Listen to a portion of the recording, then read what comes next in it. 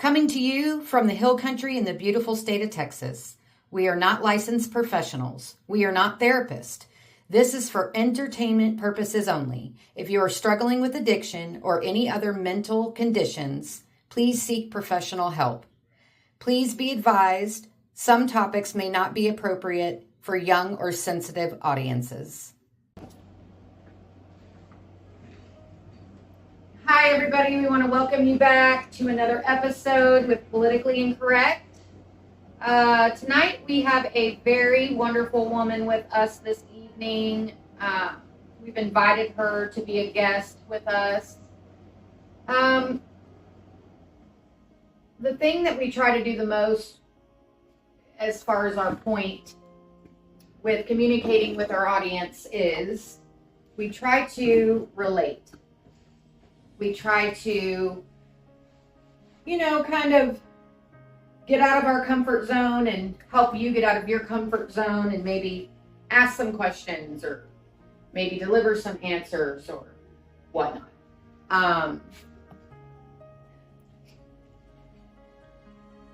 So tonight what we're going to talk about is bipolar disorder. It is a mental disorder that a lot of people struggle with. There are some people who have mastered or gotten a lot better with dealing with and things like that. And I know for one that I have some mental disorders in my family, certain family members, and this is one of them. But as somebody that has a family member that deals with bipolar disorder, I don't really understand it.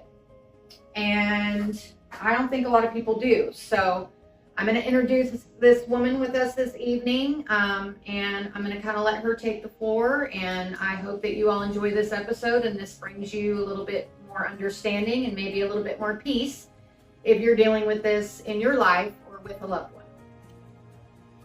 So this is one of my friends I've grown up with her for, should I say? Since the 80s. Since the 80s. At least the 90s for sure. She's more so a sister from another mister. We were actually born only 2 days apart. We did go to elementary, middle school together. We did leave different paths though. We were very different people. We even had different crews. Such a beautiful person. She never judged anybody. She was friends with anybody. And coincidentally, my family lived in the same neighborhood as her family.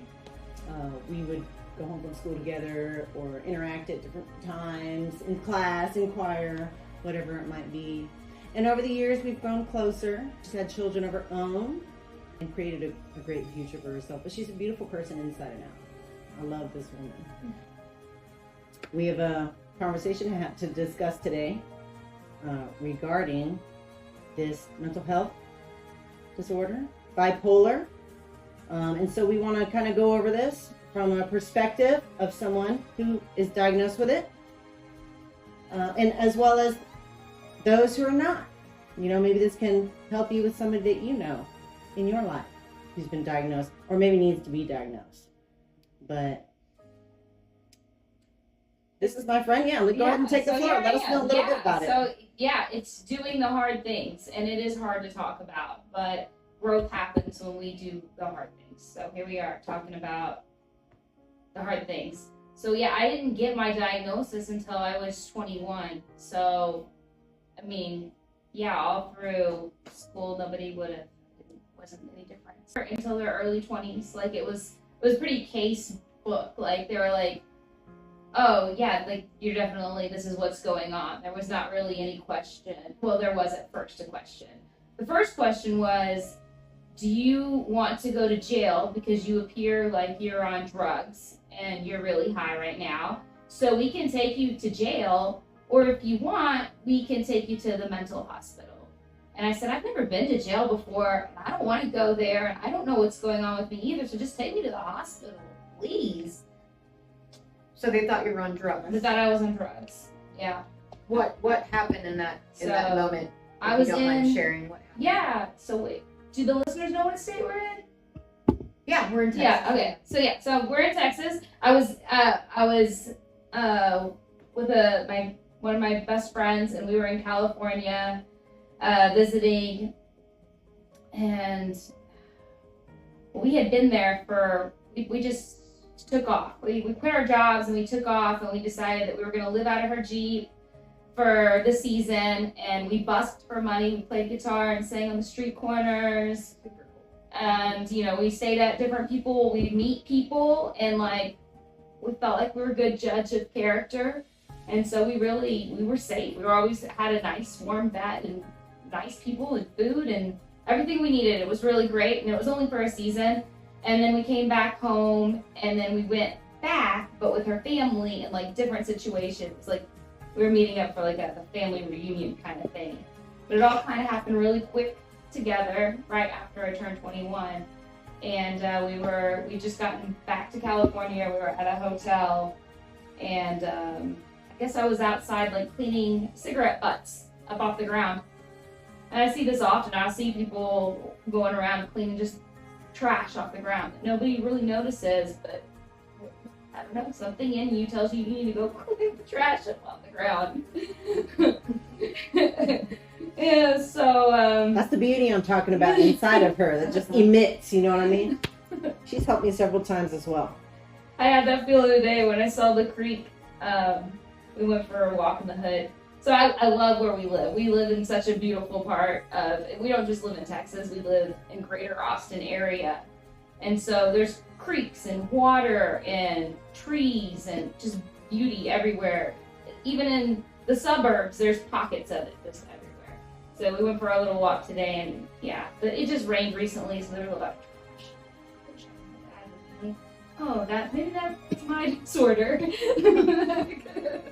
But anyways, yeah, so the cops, they took me to the hospital. They put you on like a 72-hour hold initially. So wait, the cops just rolled up and were like, you're either high or something's going on because you're picking up trash trying to be a good person.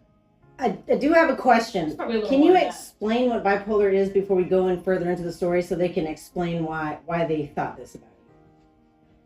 Can you explain what the diagnosis, like what the disorder is? Well, in the scientific manic depression? Manic depression is another way of saying bipolar disorder. It's been called different things. It is the same thing. They've been called different things over the years. But yeah, so manic depression, same thing as bipolar. There's also bipolar 1 and bipolar 2. So just the difference is how big your mania is and how low your depression goes. So I got the fun kind of, I go way high. Like you think people who start like cult leaders and things, like for real, these like that's like not. No, I know you're not a cult leader. I'm not trying to do anything like that, but I can see how like that because like, you become hyper religious, like there's something that can come with it, and so but religion is always really important part of my life. And so I go around talking about it on a normal basis, but so then that's another thing that they ask you about. So like, if I suddenly like, you get asked, are you manic? Are you being manic right now? Is there something going on? Why are you talking about scripture so much right now? Why are you want to pray with me right now? You must be manic. The lows are the same too. The lows are the same too, not just the highs. Okay, so wait. So the cops pick you up. They tell you you're either on something or we're going to take you to a facility. You tell them, take me to a facility. Take me to the hospital. Yeah, take me to the hospital. Because obviously something's regular wrong. Hospital. I don't know what's going on with it. It's a mental hospital. And how old are you at the time? 21. I just turned 21. So you go to the hospital, and then We're picking up cigarette butts. So there's more. Let's be real. I was more than just picking up. So my speech was fast. And my thoughts were coming faster than I could even keep up with. Like I didn't know what was going on. It was like a download happening, but it was happening so fast that I couldn't keep up with it myself. And so writing too, like journaling, just pages and pages of journaling. And like you can go back and it is like religious stuff. It's like godly things, and just trying to make sense of the world. I have a question. Yeah. does this come on like all of a sudden, or do you feel like that all the time? That's a good question. So, for my first instance when I was diagnosed, that was like the first time that I ever experienced that. Right. Since then, and that was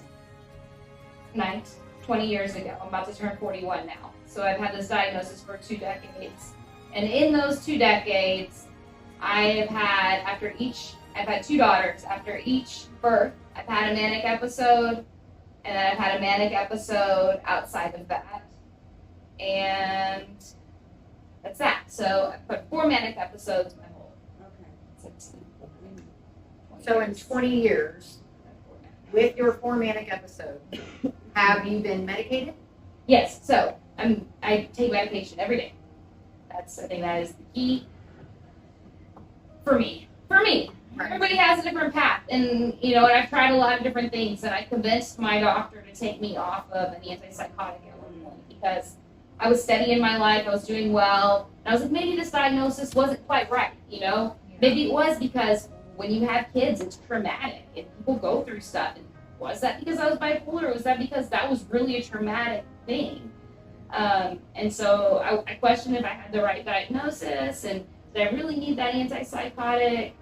And I convinced my psychiatrist to take me off of it, but she kept me on an antidepressant and a mood stabilizer, and the antidepressant can trigger mania, and so that was my 4th manic episode, was being off of antipsychotic but being on an antidepressant that can cause mania.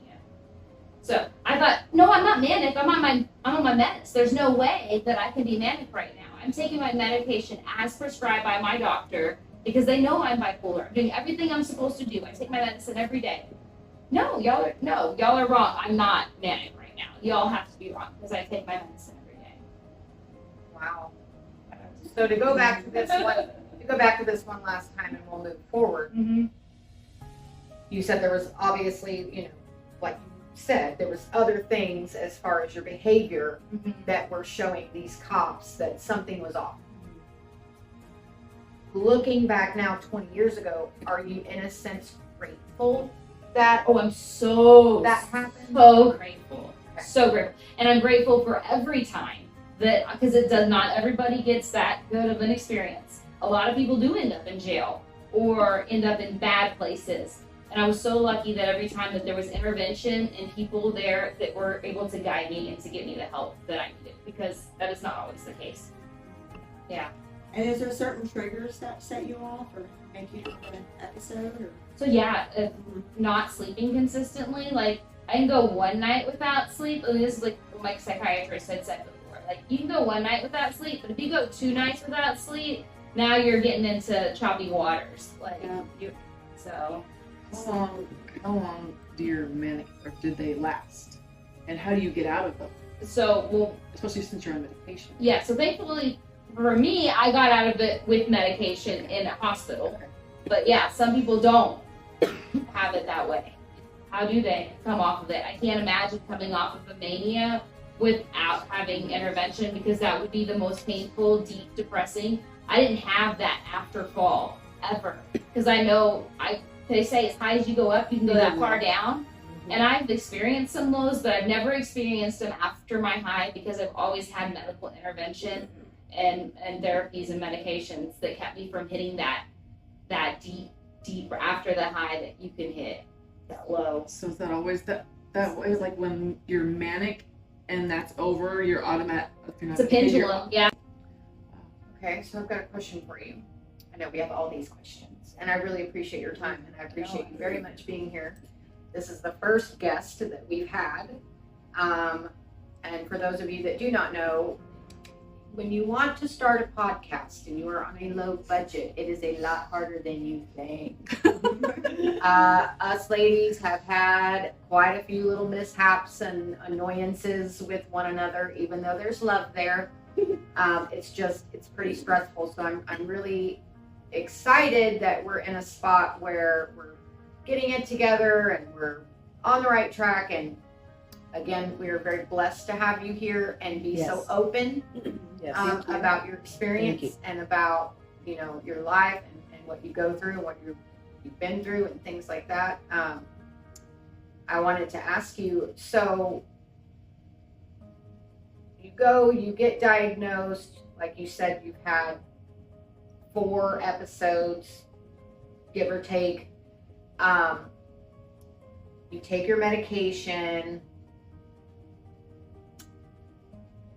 In my experience, I have an aunt who is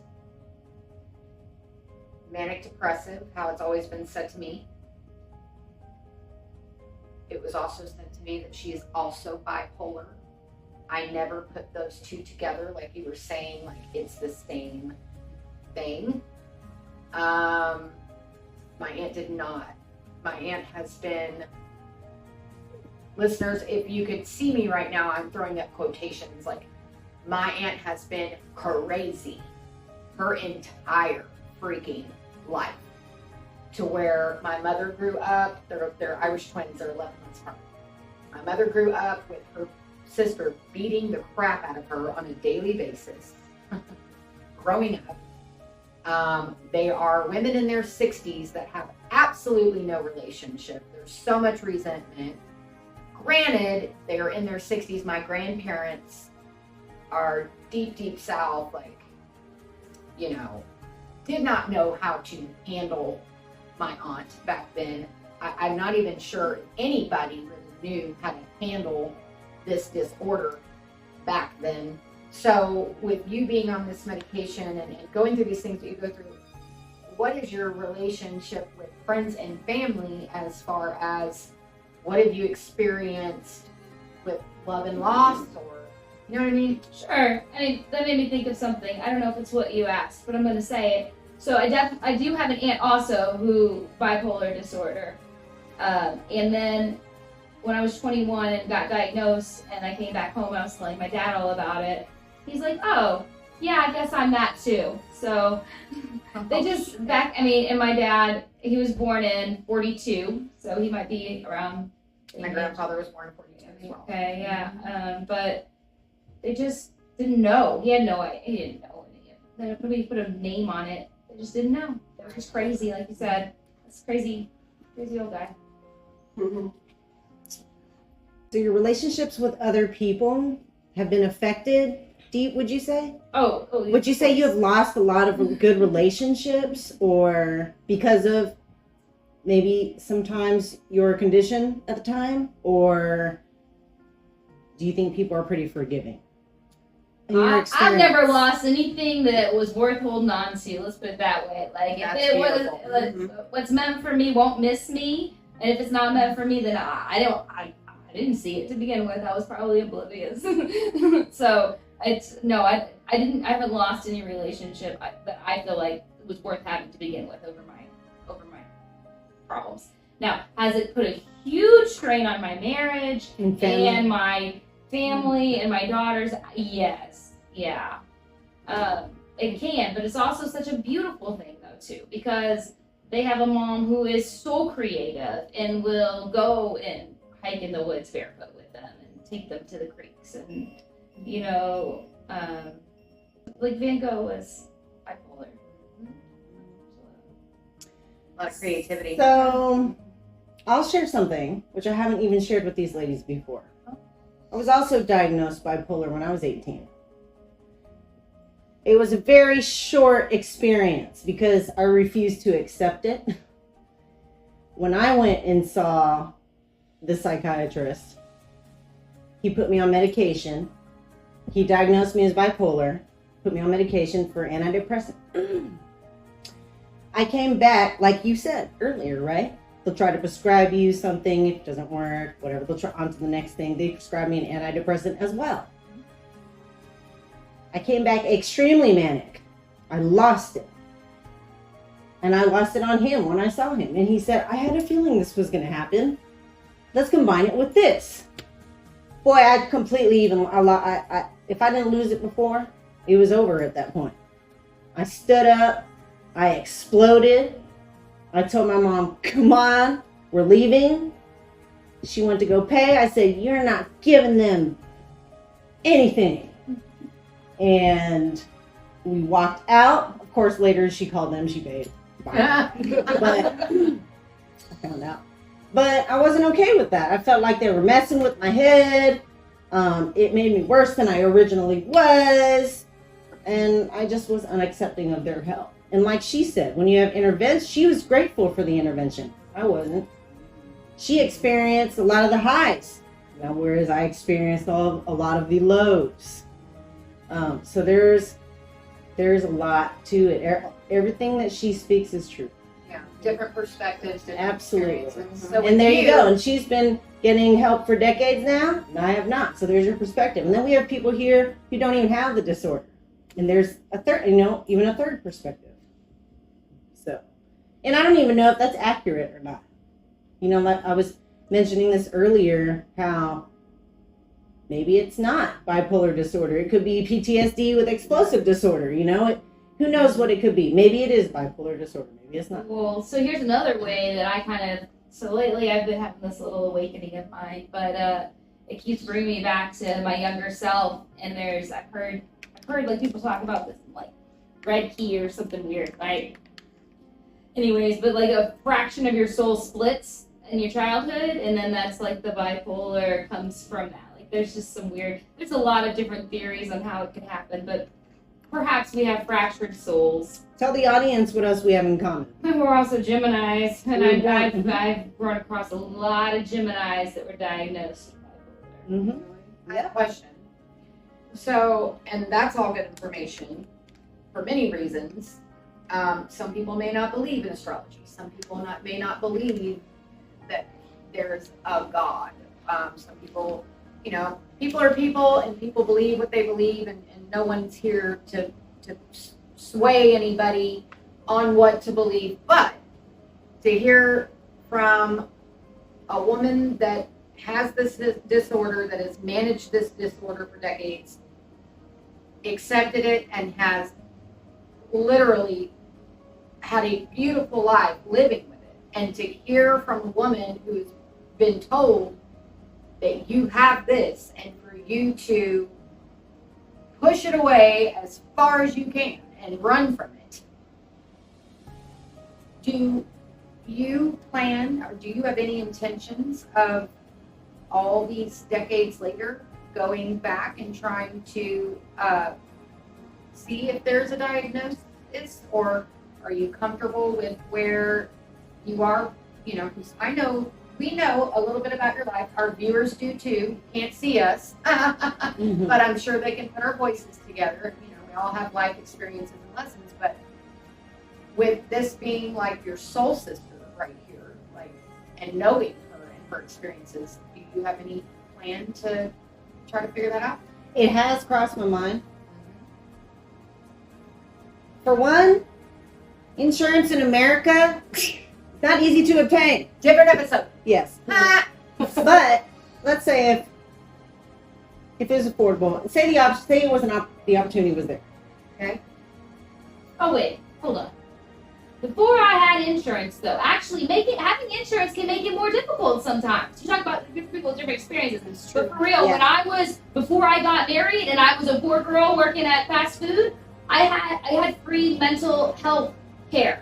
They gave me my medicine on a grant for free. These are pills that would cost thousands of dollars a month, $20 a day per a pill. And these were grants that were given to me because I was poor folk with bipolar disorder. See, this is extremely important to know, especially for our viewers. So for you that think you cannot get help, you can. Absolutely. Yeah, there is free The resources options, available. Yes. For And that people who is so need it. America does America offer does. options. America It's does. just a matter of if you pursue them or not. And in my Yeah. case, I didn't. Yes. I chose not to. And I mean, in the future, I may or may not. I think my struggle was self-medicating for such a long time. I'm at a point in my life where I got off of self-medicating, and I'm all right with that. So I kind of want to see where I'm at. I respect that. I feel like I'm a lot more stable, absolutely, than I was. And like she said, do you want to go to jail or do you want to go get help? Well, I kept choosing jail. Yeah. She chose to get help. Yeah. There's your difference. There is your difference. It's two walks of life, same opportunities. Which opportunity are you going to pick? The right one or the wrong one? And there is a right one or wrong one. I mean, you have the opportunity to pick the right one. I had the opportunity. I could have picked the right one. I mean, let's just be real. You know what I mean? But you wouldn't be who you are, where you are. It would be different. And I did and that's learn okay. what I learned. I did walk a different path, and it did make me who I am today. And it didn't make me a bad person. I learned just from it in other ways. But as far as the bipolar disorder goes, again, I'm not sure if that was clinically the correct diagnosis. It may have been, and I may still be in denial, still not trying to get help for it. But this is something that, yes, has affected my family as well. They would love for me to get a little bit of this. Yeah. And like you said, this is something we did not know. Yeah. So, my last question to you, then I'm going to let the ladies ask you a couple things, if that's okay. I know that you mentioned, in a way, it being its own blessing because you're pretty active with your kids. Do you or have you any fear, or had fear? I guess the question is, because I don't know. And a lot of people that have this disorder may not want to become a parent if they think this is a hereditary thing. So valid. What is your opinion on that? Yeah, so I think that's so valid. And I never wanted to have kids because I didn't want to pass this on to anybody. So I think that is valid. But I wouldn't change my kids, though. They're so perfect. Like, I mean, when the timing was right, I was like, oh, yeah, I want to have kids. And I did. And yeah, so we've all just been growing together and learning together through it all. But do your kids show signs of this disorder? Have they been diagnosed with anything? Do you feel like they're just good to go? Well, no, I mean, they have neurodivergence. Yeah, one of them's a Quest kid. She's in the Gifted and Talented program. And so, if you know anything about the Gifted and Talented program, it's neurodivergent children. So yes, I've got one that is like that. And so she's the one that, you have to be super patient with because like the little things on her socks would drive her crazy, right? Like she could not have a seam on her sock. And luckily she was the second one because had she been my first, it wouldn't have been the first one had it hard, right? Like my first one, I was learning. And so she didn't get the same patience the second one got. Any of you. But admittedly. But no, they're both, they both are finding their way, and they're both bad bitches, really. They are. They got their own voice. They got their own voice, their own stuff. They're strong, independent young women. I'll tell you something. I learn from them. I just try to be more like them. I said that God gave them to me perfect. I'm just trying not to screw them up. Get out. Then God gave them the perfect mom because it's working out. I hope you come back at some point on a different topic, even if it's just Sure, yeah. And I appreciate you having me, and I appreciate that you are keeping this open to a wide audience to make it comfortable for everybody, and that's awesome. Yeah, that's great. Yeah, we really appreciate you. And for our listeners or our audience, you're going to see that we produce these different kinds of episodes, and really we're just trying to touch base, like I said in the beginning, to relate, because you're not alone. You're not the only ones out there a little lost. You're not the only ones out there educated that can't seem to get your point or current situation or whatnot across to other people. And more importantly, I really hope that people don't live in fear of becoming a mother or becoming a father because they were dealt a struggle in their life, because this woman is living proof that struggle can definitely be turned into something beautiful to share with the world, to share with your children, to share with your grandchildren and friends and family that love you. And just because you're diagnosed with something doesn't mean you're bad. It doesn't mean there's something wrong with you. It just means that you are different. And being different is what separates you from sheep. So, bah! Flag, freak flag. Over now.